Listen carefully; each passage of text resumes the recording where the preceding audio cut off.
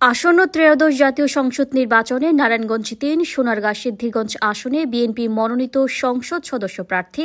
আজহারুল ইসলাম মান্নানের ধানের শীষে ভোট চেয়ে নির্বাচনী উঠান বৈঠক অনুষ্ঠিত হয়েছে। সিনিয়র স্টাফ রিপোর্টার লিটন বিশ্বাস জানান,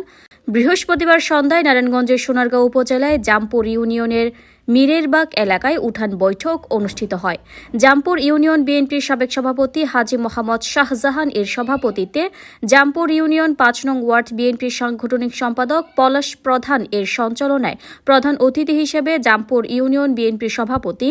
আল মুজাহিদ মল্লিক, জামপুর ইউনিয়ন বিএনপির সিনিয়র সহসভাপতি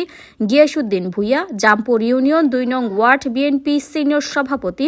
আওলাদ হোসেন, জামপুর ইউনিয়ন পরিষদের ভারপ্রাপ্ত চেয়ারম্যান কামরুজ্জামান, জামপুর ইউনিয়ন ৫ নং ওয়ার্ড বিএনপির সাধারণ সম্পাদক এনামুল হক হান্নান, জামপুর ইউনিয়ন ৫ নং ওয়ার্ড বিএনপির সাবেক সাংগঠনিক সম্পাদক